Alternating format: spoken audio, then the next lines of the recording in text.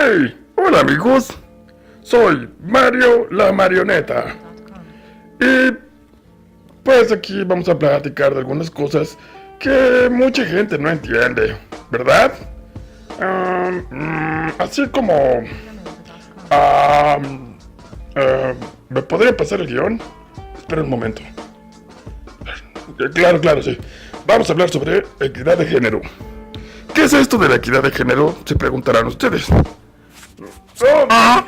Prácticamente, para hablar de ello, tenemos que enfocarnos un poco en lo que es el feminismo.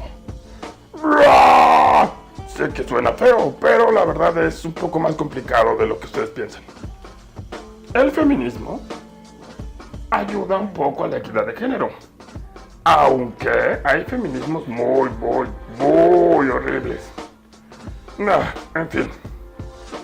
Vamos a hablar un poco sobre, ya saben, ese tipo de diferencias que son tanto sexuales como de género.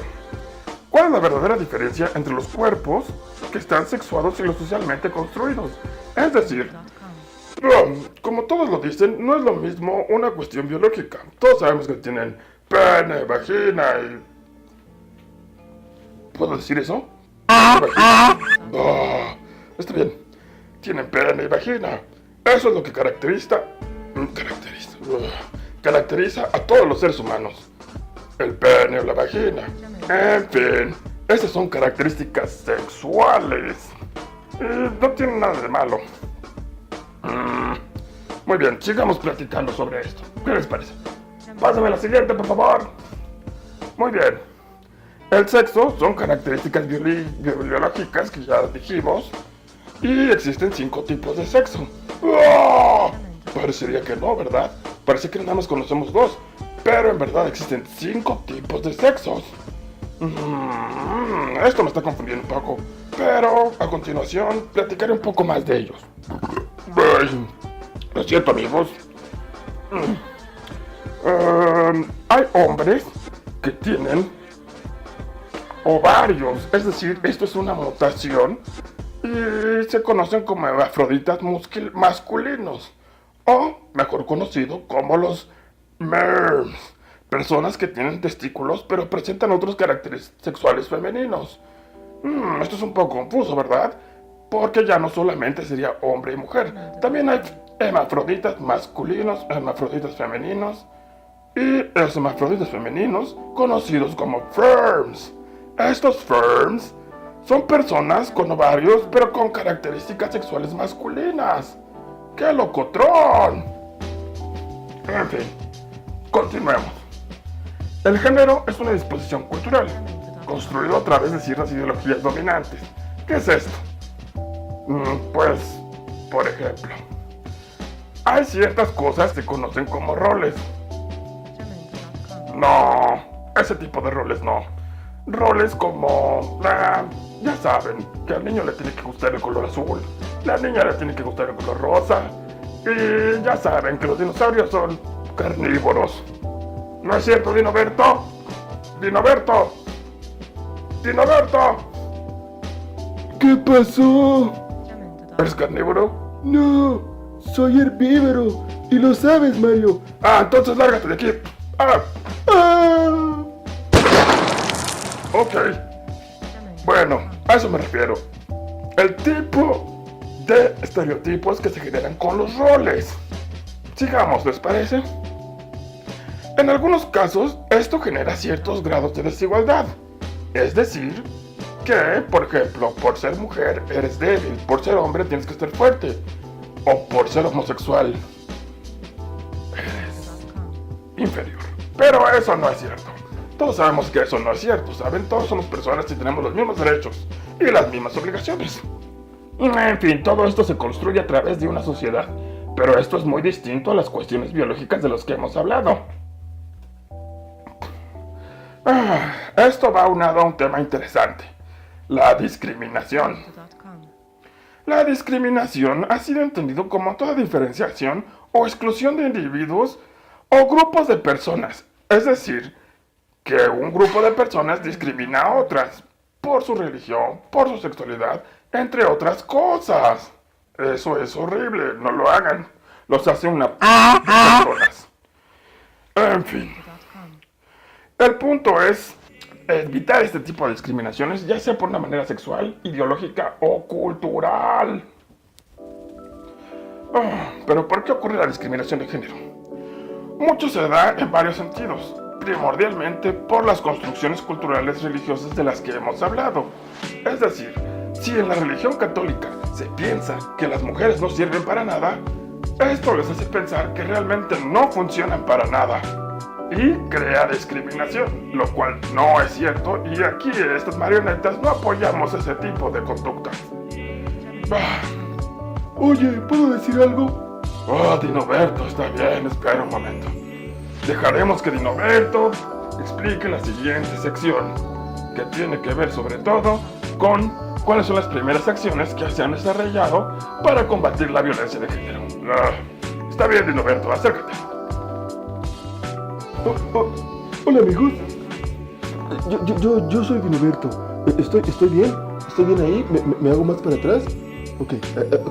Ahí estoy bien. Sí, ya, ponte a decir algo. Ok. Al término de la Segunda Guerra Mundial, en 1945, se crean organizaciones de las Naciones Unidas. Que tiempo después, en 1946, creará la Comisión de la Condición Jurídica Social de la Mujer. Esta buscará la promoción de los derechos de la mujer en distintos aspectos. Pero bueno, eso no es todo. Además, para esto había muchas mujeres que trabajaron antes de ellas, antes de la comisión, para poder lograr un mundo más equitativo. Muy bien, ya lárgate. Pero por favor, déjame decir algo más. No, esa sección era mi favorita y quedamos que yo le iba a decir. Ok, yo me largo. Adiós, amigos. Muy bien. Ahora hablaremos de las mujeres feministas del siglo XVIII y el siglo XVII. Es decir, estas mujeres, a pesar de que en esa época era muy vivido hablar tanto de ciencia como de derechos para ellas, hicieron gran parte importante para poder salir adelante con sus ideas. Algunas de ellas no sobrevivieron, como por ejemplo es el caso de Olympia de Gouges, Marie-José Montauban, de 1748 a 1793. Esta escritora y heroína francesa reivindicó la igualdad de los derechos entre hombres y mujeres en el marco de la Revolución Francesa. ¡Qué interesante!, ¿no creen? Por lo que se considera una precursora del feminismo moderno.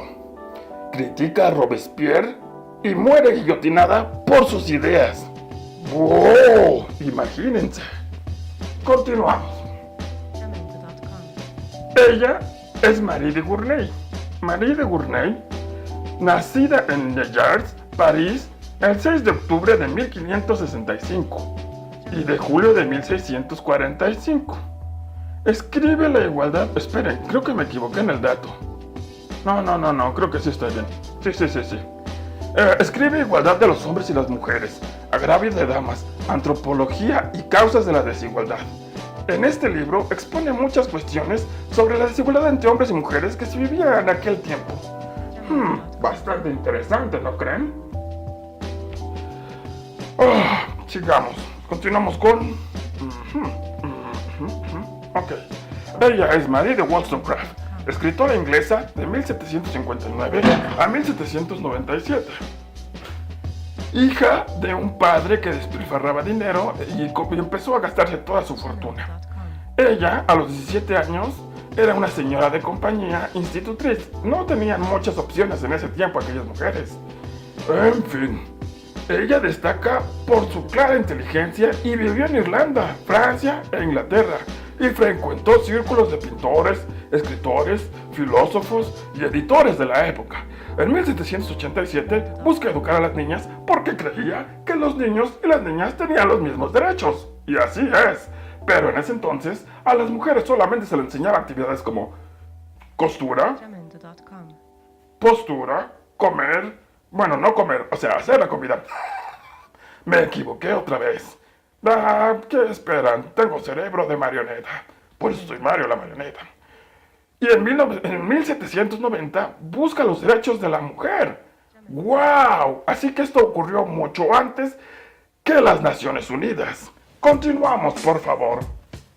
Ok, Dinoberto, ven acá. Uy, ay, muy bien. ¿Puedo decir la siguiente? Claro que sí, Dinoberto. Vamos a hablar un poco de la siguiente etapa que pues es precursora de todo este tipo de movimientos feministas. Y en este caso hablaremos de... Exactamente, hablaremos del sufragismo. El sufragismo es un movimiento que busca los derechos civiles de la mujer, cuya expresión más contundente es el derecho al voto. En esto radica el sufragismo, es decir, que la mujer tenga un voto. Perdón, me salgo un poco de la cámara.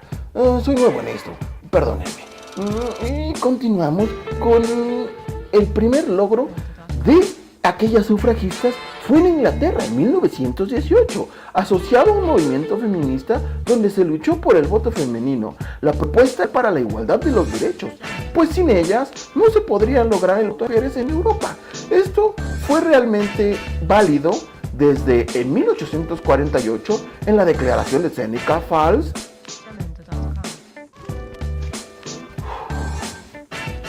Y bueno, una vez que hablamos un poco de las mujeres feministas, tenemos que pensar que ellas vivían en un marco de historia en el que no se les permitía la voz ni el voto.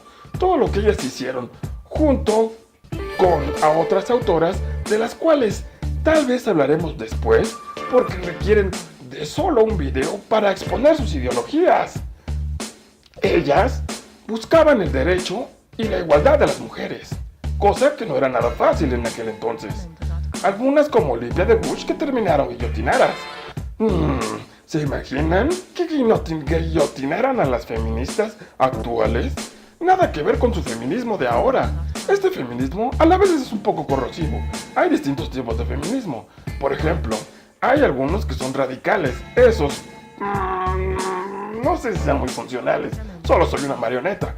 Pero creo que cambiar el lenguaje inclusivo con todes, nosotres y todo ese tipo de piltrafa no ayudará realmente a una igualdad de género.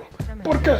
Porque hay países como Alemania, Siria, sobre todo en el Islam, en el que hay artículos o verbos, así como pronombres, en los que se habla de un neutro, es decir, que no tienen una característica de él o ella en su lenguaje. Y no por eso significa que no sean más discriminatorios. En el caso del Islam, tratan a la mujer peor que basura.